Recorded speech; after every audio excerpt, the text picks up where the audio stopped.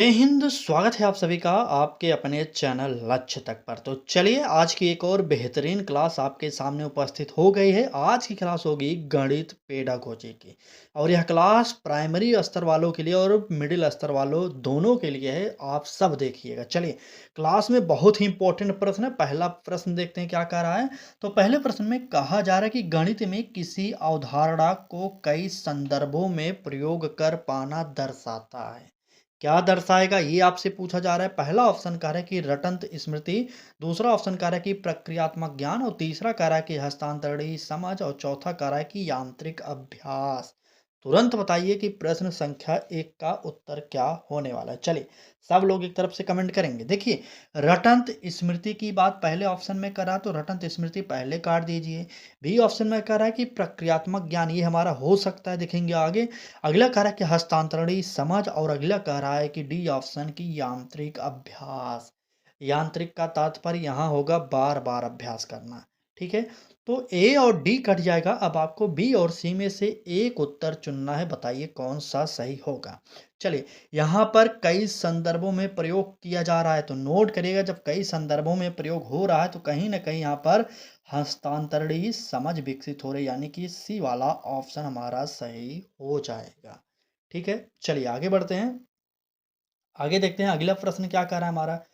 तो यहाँ पर कहा जा रहा है कि यदि छात्र किसी समस्या का उत्तर सही देता है लेकिन विधि जो है त्रुटिपूर्ण है तो शिक्षक को क्या करना चाहिए, कैसे करना चाहिए, ये आप बताइए। पहला ऑप्शन देखिए, कह रहा है कि पूर्ण अंक देना चाहिए। बी ऑप्शन कह रहा है कि केवल उत्तर पर ध्यान देना चाहिए और सी ऑप्शन कह रहा है कि प्रक्रिया पर चर्चा करनी चाहिए और डी ऑप्शन उत्तर को अस्वीकार कर देना चाहिए।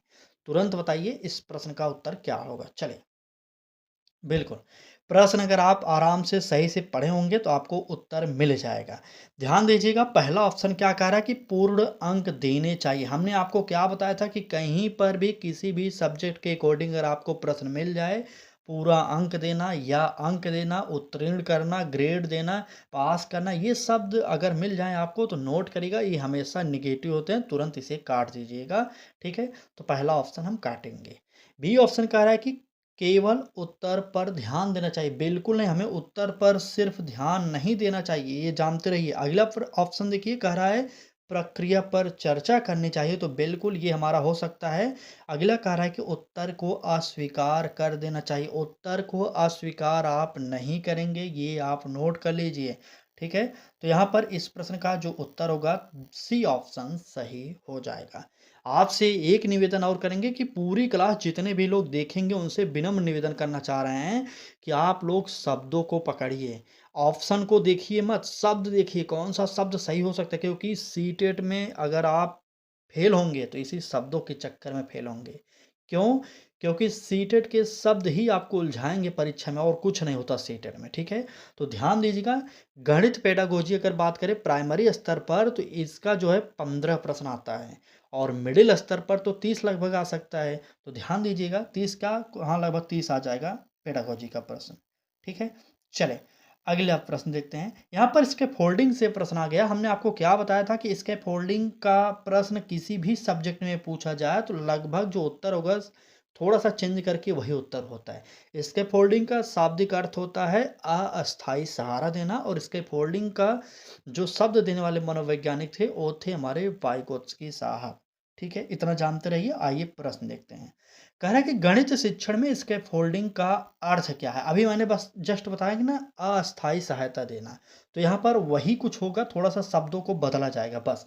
पहला ऑप्शन देखिए, कह रहा है कि छात्र को स्वतंत्र छोड़ देना, और बी ऑप्शन कह रहा है कि चरणबद्ध सहायता देना, और सी ऑप्शन केवल उदाहरण हल कराना, और डी ऑप्शन परीक्षा की तैयारी कराना। चलिए प्रश्न संख्या 3 का उत्तर बताइए, ए बी में से कौन सा सही होगा। चलिए सी और डी हमने पहले ही काट दिया। देखिए चरणबद्ध सहायता देना, बिल्कुल देखिए सहायता देना आ गया, कुछ लोगों का उत्तर भी आ गया। नोट करिएगा यहाँ पर इस प्रश्न का उत्तर जो होगा बी वाला ऑप्शन सही हो जाएगा। चलिए नेक्स्ट देखते हैं क्या कह रहा है हमारा अगला प्रश्न। ये रहा अगला प्रश्न। कह रहा है कि निम्न में से कौन सा कथन गणित में रूपांतरण से संबंधित है।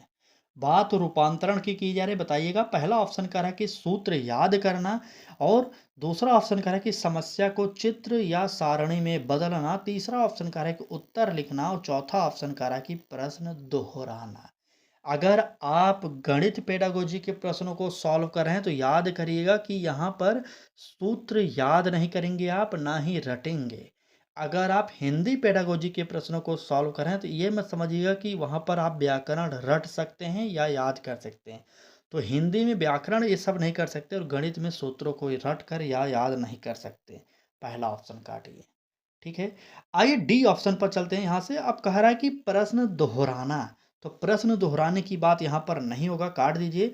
उत्तर लिखने की बात नहीं होगा, उत्तर जो होगा हमारा समस्या को चित्र, ठीक है, समस्या को चित्र या सारणी में बदलना। ठीक है, बिल्कुल बी वाला ऑप्शन यहाँ पर सही हो जाएगा। अगर क्लास अच्छी लग रही है तो लाइक करिए, चैनल को अभी तक आपने सब्सक्राइब नहीं किया तो सब्सक्राइब करिए, अगर फेसबुक पर देख रहे हैं तो फॉलो जरूर करिएगा। ठीक है, चलिए देखते हैं अगला प्रश्न। यदि कोई छात्र अनुमान और सटीक गणना में अंतर नहीं कर पाता तो शिक्षक को क्या करना चाहिए? चले, पहला ऑप्शन कह रहा है कि अधिक गृह कार्य देना चाहिए, बी ऑप्शन कह रहा है कि मानसिक गणना पर बल देना चाहिए, सी ऑप्शन कह रहा है कि केवल सूत्र सिखाने चाहिए, और डी ऑप्शन प्रश्न बदलने चाहिए। चले, प्रश्न संख्या 5 का उत्तर बताइए कौन सा सही होगा। बिल्कुल, देखिए यहाँ पर प्रश्न बदलने से कोई मतलब नहीं होगा, केवल सूत्र सिखाने से कोई मतलब नहीं होगा, और अधिक गृहकार देने से कोई मतलब नहीं होगा, क्योंकि प्रश्न के अकॉर्डिंग ए सी डी जो ऑप्शन है ये पूरे के पूरे निगेटिव हैं, यहाँ पर कुछ बात करने की ज़रूरत नहीं है। ठीक है, तो उत्तर क्या होगा? मानसिक गणना पर बल देना, यानी कि बी वाला ऑप्शन हमारा सही हो जाएगा। चलिए आइए आगे बढ़ते हैं, देखते हैं अगला प्रश्न क्या कह रहा है। चलिए, कह रहा है कि गणितीय अवधारणाओं की गलत समझ का प्रमुख कारण होता है। कौन सा कारण होता है? पहला ऑप्शन कह रहा है अभ्यास की अधिकता, दूसरा कह रहा है कि ठोस अनुभवों की कमी, और तीसरा कह रहा है कि प्रश्नों की सरलता, और चौथा कह रहा है समय की कमी। चलिए, प्रश्न संख्या 6 का उत्तर बताइए कौन सा सही होगा। चलिए, बिल्कुल। देखिए, अभ्यास की अधिकता, यहाँ पर पहले प्रश्न समझिए, पूछा क्या गया था? गणितीय अवधारणाओं की गलत समझ का प्रमुख कारण क्या होता है? अगर आप गणितीय अवधारणाओं की गलत समझ रखते हैं तो उसका कारण क्या हो सकता है, ये आपसे पूछा जा रहा है। पहला ऑप्शन है हमारा अभ्यास की अधिकता, बिल्कुल ये नहीं होगा। ठीक है? और क्या रहा है? ठोस अनुभव की कमी, छोटे बच्चे हैं तो अनुभव की कमी होगी, ये तो ज़ाहिर-सी बात है। ठीक है? ये हमारा सही हो सकता है। सी ऑप्शन कह रहा है कि प्रश्नों की सरलता, बिल्कुल नहीं, समय की कमी, बिल्कुल नहीं होगा। उत्तर जो होगा यहाँ पर ठोस अनुभव की कमी। ठीक, तो यहाँ पर भी हमारा उत्तर जो होगा दूसरा ऑप्शन यानी कि बी ऑप्शन सही हो जाएगा। चलिए क्लास को आगे बढ़ाते हैं, और हाँ ध्यान दीजिएगा हमारे चैनल पर आपको इसी प्रकार से तैयारी कराई जाती है, कम समय में अधिक से अधिक प्रश्न डेली प्रोवाइड किए जा रहे हैं। ठीक है, चलिए देखते हैं प्रश्न अगला क्या कह रहा है। कह रहा है कि निम्न में से कौन सा गणित में उच्च स्तरीय चिंतन को बढ़ावा देता है? बात गणित की जा रही, ध्यान दीजिएगा। ए ऑप्शन कह रहा है दोहराव अभ्यास, बी ऑप्शन बंद प्रश्न, सी ऑप्शन क्यों और कैसे वाले प्रश्न, और डी ऑप्शन सूत्र आधारित प्रश्न। चलिए बताइए कौन सा होगा उत्तर यहाँ पर हमारा। देखिए, सूत्र आधारित प्रश्न गलत होगा। बंद वाले प्रश्न जो होते हैं ये निगेटिव होते हैं, और जो खुले अंत वाले प्रश्न होते हैं ये हमारे सकारात्मक होते हैं। ठीक है, जानते रहिएगा। ए ऑप्शन कह रहा है दोहराव अभ्यास, तो बिल्कुल नहीं, यहाँ पर उत्तर जो होगा क्यों और कैसे वाले प्रश्न होंगे यहाँ पर उत्तर। ठीक ना, बिल्कुल। चलें आगे। ठीक ठीक ठीक, आपको सभी सब्जेक्ट की क्लासेज हमारे चैनल पर प्रोवाइड की जा रही है, आप चैनल पर एक बार विजिट करिए। ठीक है, चलिए देखते हैं अगला प्रश्न क्या कह रहा है। यदि शिक्षक छात्रों को स्वयं नियम खोजने के अवसर देता है तो यह दर्शाता है, क्या दर्शाएगा? व्याख्यान विधि, खोज विधि, अनुकरण विधि, अभ्यास विधि। ठीक है, चलिए देखिए, जितने भी लोग हमारे साथ जुड़े हैं, चैनल से जुड़े हैं, उनसे विनम्र निवेदन करते हैं डेली आप लोग क्लास अटेंड करिए। अगर आप क्लास जो है अटेंड नहीं करेंगे तो आप हमारे साथ जुड़ने का लाभ नहीं ले पाएंगे। ठीक है, तो हम ऐसे ही मेहनत कर रहे हैं, आपके लिए कर रहे हैं। आप जानते होंगे कि यहाँ पर कुछ हमें पैसा नहीं मिलता, आप देख रहे होंगे हमारे चैनल पर पैसा नहीं मिलता, ऐड जो आ जाता है वैसे ही आ जा रहा होगा, ठीक है। तो आप लोग थोड़ा सा सपोर्ट करिए, अधिक से अधिक क्लास को शेयर करिए, ठीक है। चलें, बात इस प्रश्न के उत्तर की करते हैं। तो बिल्कुल सही, यहाँ पर खोज विधि हो जाएगा, बी वाला ऑप्शन सही हो जाएगा, ठीक। बिल्कुल, आपको जो भी टॉपिक चाहिए आप कमेंट बॉक्स में बताइएगा, हम आपको वो टॉपिक करा देंगे, ठीक। चलिए देखते हैं प्रश्न क्या कह रहा है। गणित में भाषा की भूमिका है, कौन सी भूमिका होगी। पहला ऑप्शन कह रहा है कि केवल उत्तर लिखने तक सीमित, बी ऑप्शन कह रहा है कि अवधारणा समझने में सहायक, सी ऑप्शन भ्रम उत्पन्न करना, डी ऑप्शन समय बढ़ाना। चलिए, उत्तर कौन सा होगा प्रश्न संख्या 9 का। चलिए देखते हैं प्रश्न संख्या 9 का उत्तर क्या होगा। समय बढ़ाना बिल्कुल नहीं, भ्रम उत्पन्न करना बिल्कुल नहीं। अब बताइए, यहाँ पर पहला ऑप्शन करा केवल उत्तर लिखने तक सीमित, बिल्कुल नहीं होगा। उत्तर यहाँ पर तैयार हो गया, अवधारणा समझने में सहायक, ठीक। तो यहाँ पर बी वाला ऑप्शन सही हो जाएगा। आइए आगे बढ़ते हैं, देखते हैं अगला प्रश्न संख्या 10 क्या कह रहा है। ये थोड़ा सा टफ वाला प्रश्न है, ध्यान दीजिएगा। कह रहा है प्राथमिक कक्षाओं में गणित शिक्षण का क्रम होना चाहिए। अमूर्त से ठोस, सूत्र से उदाहरण, ठोस से अर्ध ठोस, उसके बाद अमूर्त, फिर कठिन से सरल। चलिए, प्रश्न संख्या 10 बताइए। बिल्कुल, ठोस सबसे पहले आएगा, क्या ठोस आएगा, ठोस फिर अर्ध ठोस फिर उसके बाद अमूर्त। बालक को सबसे पहले उसके बारे में बताइए जो बालक देखता हो, दिखाई दे बालक को, उसके बारे में बताइए। उसके बाद कुछ ऐसी चीज़ों को बताइए जो बहुत कम दिखाई दे रही हों। फिर उसके बाद ऐसे चीज़ों को बता सकते हैं जो दिखाई ही ना दे रहे हो, उसके बारे में पढ़ा कर सिखा सकते हैं बालक को। इसका तात्पर्य यही हुआ, नोट करिएगा, सी वाला ऑप्शन यहाँ पर सही हो जाएगा, ठीक। चलिए आगे आइए। अगला प्रश्न कह रहा है कि यदि छात्र किसी समस्या के कई समाधान प्रस्तुत करता है तो यह दर्शाता है, क्या दर्शाएगा। पहला ऑप्शन कह रहा है कि भ्रम, बी ऑप्शन कह रहा है कि समय की बर्बादी, सी ऑप्शन लचीलापन व रचनात्मक सोच, और डी ऑप्शन अनुशासन की कमी। चलिए बताइए कौन सा उत्तर होगा प्रश्न संख्या 11 का। चलिए सब लोग बताएंगे एक तरफ से। देखिए भ्रम, जितने भी लोग ए ऑप्शन और बी ऑप्शन बता रहे हैं तुरंत काटिए, क्योंकि ये निगेटिव शब्द है, भ्रम और समय की बर्बादी। अनुशासन की कमी, ये भी हमारा गलत होगा। उत्तर जो होगा लचीलापन व रचनात्मक सोच, ठीक।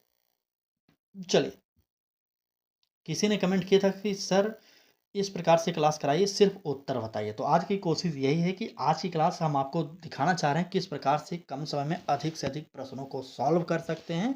अगर आपको यह क्लास अच्छी लग जाएगी तो आप बताएंगे तो कंटिन्यू किया जाएगा, नहीं तो वही पुराने स्टाइल में कराया जाएगा क्लास, ठीक है। चलें, बात अगले प्रश्न की जाए। कह रहा है कि निम्न में से कौन सा गणितीय सीखने में सकारात्मक मूल्यांकन का उदाहरण है। बात सकारात्मक मूल्यांकन की जा रही है। पहला ऑप्शन कह रहा है कि केवल अंक देना, दूसरा ऑप्शन कह रहा है कि गलतियों पर दंड, तीसरा ऑप्शन सुधारात्मक प्रतिक्रिया देना, और डी ऑप्शन कह रहा है तुलना करना। तुलना किससे करेंगे, छात्रों के आपसी में, बिल्कुल। चलिए, प्रश्न संख्या 12। देखिए यहाँ पर अंक देना हमने क्या बताया था कि निगेटिव होता है। गलतियों पर दंड नहीं दे सकते, किसी भी प्रकार से सामाजिक आर्थिक किसी भी प्रकार से नहीं दे सकते, ठीक है। आप जानते रहिए सामाजिक के अंतर्गत ये जो मानसिक होता है ना, शारीरिक, ये सब आते हैं ना, बिल्कुल। उत्तर जो होगा सुधारात्मक प्रतिक्रिया देना, यानी कि सी वाला ऑप्शन सही होगा। तुलना भी आप बच्चों के बीच में नहीं कर सकते कि ये बच्चा तो ठीक है, ये बच्चा तो कमज़ोर है, ऐसा तुलना आप नहीं करेंगे, नोट करिएगा। इसलिए सी ऑप्शन सही हो जाएगा। चलिए नेक्स्ट देखते हैं। कह रहा है कि गणित में अनुप्रयोग आधारित प्रश्न किसके विकास में सहायक हैं। अनुप्रयोग आधारित प्रश्नों की बात कर रहा है। पहला ऑप्शन कह रहा है कि रटंत स्मृति, दूसरा ऑप्शन कह रहा है कि जीवन कौशल, तीसरा कह रहा है परीक्षा भय, और चौथा कह रहा है कि केवल गति। चलिए, प्रश्न संख्या 13 का उत्तर बताइए कौन सा सही होगा। चलिए चलिए, बिल्कुल। रटंत स्मृति काट दीजिए तुरंत, केवल गति काटिए, परीक्षा का भय नहीं होगा। उत्तर जो होगा वह क्या होगा, जीवन कौशल, यानी कि बी वाला ऑप्शन सही होगा। अगर आप यूपी से हैं और अगर आप सुपर टेट की तैयारी भी कर रहे होंगे तो आपको पता होगा, ठीक है। चलिए, जीवन कौशल के बारे में जानते हैं, बिल्कुल। चलिए ठीक है, आगे आइए देखते हैं नेक्स्ट प्रश्न क्या कह रहा है। कहा जा रहा है यहाँ पर कि यदि छात्र गणितीय तर्क को शब्दों में व्यक्त कर पा रहा है तो यह दर्शाता है। पहला ऑप्शन कह रहा है कि भाषा बाधा, बी ऑप्शन कह रहा है कि सतही ज्ञान, सी ऑप्शन कह रहा है कि अवधारणात्मक अस्पष्टता और डी ऑप्शन अभ्यास की कमी। चलिए, प्रश्न संख्या 14 का उत्तर क्या होगा एक बार कमेंट बॉक्स में बता दीजिए। बिल्कुल, बिल्कुल। देखिए, भाषा बाधा नहीं होगा, सतही ज्ञान हो सकता था लेकिन अभ्यास की कमी नहीं होगा। तो अब आपको बी या सी में से जो सबसे बेस्ट लग रहा हो, एक बार उत्तर बता दीजिए। चलिए, प्रश्न संख्या 14 बिल्कुल, कुछ लोगों का उत्तर सी आ रहा है, कुछ लोगों का बी। मिला-जुला उत्तर आना स्टार्ट हो गया। तो नोट करिएगा यहाँ पर उत्तर जो होगा, क्या होगा? अवधारणात्मक अस्पष्टता यानी कि सी वाला ऑप्शन सही हो जाएगा। ठीक? चलिए नेक्स्ट पर चलते हैं, देखते हैं क्या कह रहा है अगला प्रश्न। कह रहा है कि गणित शिक्षण में त्रुटि को अवसर मानने का अर्थ है। ए ऑप्शन कह रहा है गलती को अनदेखा करना, बी ऑप्शन गलती पर दंड देना, सी ऑप्शन गलती से सीख विकसित करना और डी ऑप्शन अंक काटना। चलिए, प्रश्न संख्या 15 का उत्तर बताइए कौन सा सही होगा। बात त्रुटि को अवसर देने की बात कर रहा है, ठीक है। तो गलती को अनदेखा आप नहीं करेंगे, ये आप लोग नोट कर लीजिए, ठीक है। तो पहला ऑप्शन काट दीजिए। बी ऑप्शन करें कि गलती पर दंड भी नहीं दे सकते। देखिए सीटेट किस तरीके से आपको फंसा रहा है कि बालक गलती करेगा तो आप उस पर दंड भी नहीं दे सकते और बालक की गलती को अनदेखा भी आप नहीं कर सकते। तो सवाल उठता है तो क्या कर सकते हैं? तो ऑप्शन देखेंगे उसमें उत्तर मिल जाएगा। डी ऑप्शन अंक काटना, अंक भी नहीं काटना है, यहाँ पर क्या करना है? गलती से सीख विकसित करना। ठीक है, चलिए सी वाला ऑप्शन यहाँ पर सही हो जाएगा। बिल्कुल, बिल्कुल। डेली क्लासेज हो रही हैं। परीक्षा तक आपकी क्लासेज रेगुलर होंगी, आप जानते रहिएगा। बहुत जल्द सुपर टेट के लिए भी क्लासेज स्टार्ट होने वाली हैं। ठीक है? जुड़े रहिए हमारे साथ। देखिए, हम चाहते हैं कि एक चीज़ की तैयारी कर रहे हैं तो उसी को पहले पूरा किया जाए। जैसे ही आपका पेपर हो जाएगा, अगस्त चल रहा है, सितंबर में आपका पेपर है सीटेट का, तुरंत पेपर खत्म होते ही जस्ट हम आपको सुपर टेट के लिए भी क्लासेज प्रोवाइड करेंगे।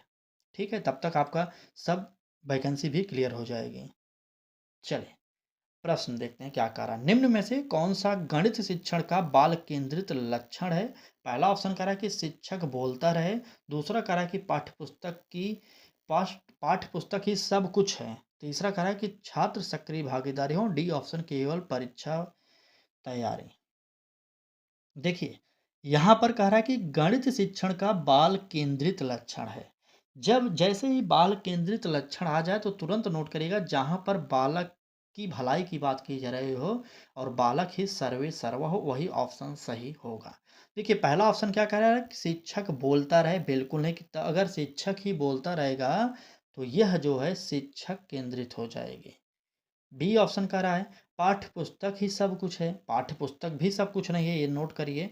छात्र सक्रिय भागीदार हो, सबसे बेस्ट यही हो जाएगा।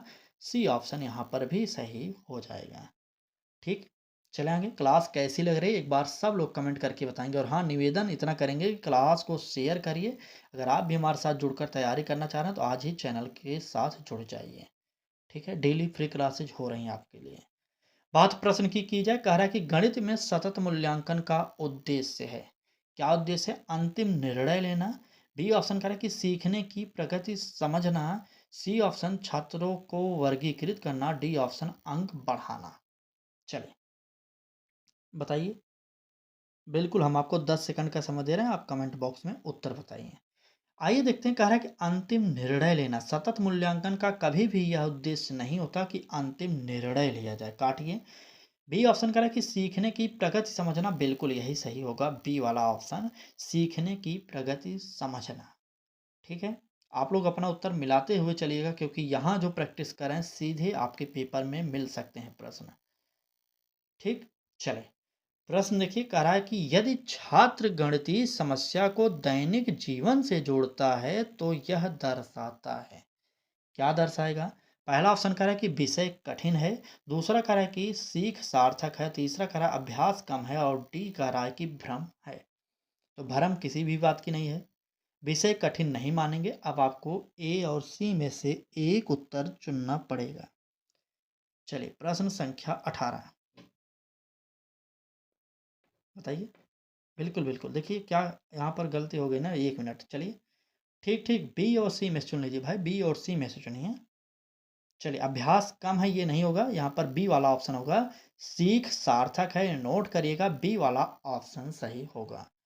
आप शब्दों को समझिए, क्योंकि अगर आप शब्द नहीं समझेंगे तो यहाँ पर प्रैक्टिस करने का कोई मतलब नहीं। हो सकता है हम यहाँ पर प्रैक्टिस कराएँ और ये प्रश्न सेम टू सेम ना कर कुछ ही पार्ट उठाकर आपके सामने रखा जाए, तो आप ज़रूर गलती कर देंगे। इसलिए आप शब्दों को समझिए, शब्दों को पकड़िए, उसके बाद आपको सीटेट पास होने से कोई नहीं रोक सकता। ठीक है? चलिए नेक्स्ट बढ़ते हैं, देखते हैं अगला प्रश्न क्या कह रहा है। कह रहा है कि निम्न में से कौन-सा शिक्षक की सहायक भूमिका को दर्शाता है? पहला ऑप्शन कह रहा है कि हर समय समाधान बताना, दूसरा कह रहा है केवल सही उत्तर बताना, तीसरा कह रहा है कि संकेत देकर सोचने को प्रेरित करना और चौथा कह रहा है कि छात्र की जगह हल करना। तो यहाँ पर बी और डी उत्तर नहीं होंगे, अब आपको ए या सी में से उत्तर चुनना पड़ेगा। चलिए, सब लोग चुनेंगे एक तरफ से, जितने भी लोग अभी तक क्लास को देख रहे हैं, एक बार उत्तर सब लोग बताएँगे। ठीक है? चलिए, अगर बात किया जाए इस प्रश्न के उत्तर की, तो हर समय समाधान बताना ये भी सही नहीं होगा। उत्तर जो होगा, संकेत देकर सोचने को प्रेरित करना। ठीक? बिल्कुल। चलिए आगे आइए। सीटेट के अनुसार गणित शिक्षण का प्रमुख उद्देश्य है। कौन-सा उद्देश्य है? अगर आप हमारे साथ जुड़े हैं तो आपको पता होगा कि सीटेट के अनुसार सीडीपी का भी हमने उद्देश्य बता दिया, हिंदी का भी उद्देश्य बता दिया और पर्यावरण के उद्देश्यों की भी चर्चा ऑलरेडी कर दी गई है। अब बचा गणित, इसकी भी चर्चा आज करेंगे। पूछा क्या गया था कि सीटेट के अनुसार गणित शिक्षण का प्रमुख उद्देश्य है। पहला ऑप्शन कह रहा है कि अधिक प्रश्न हल कराना, बिल्कुल नहीं होगा। केवल परीक्षा में असफलता, बिल्कुल नहीं होगा। और अगला कह रहा है कि तार्किक व विश्लेषणात्मक सोच विकसित करना, यही सबसे बेस्ट हो जाएगा। ठीक है? बिल्कुल, सबसे बेस्ट हो जाएगा।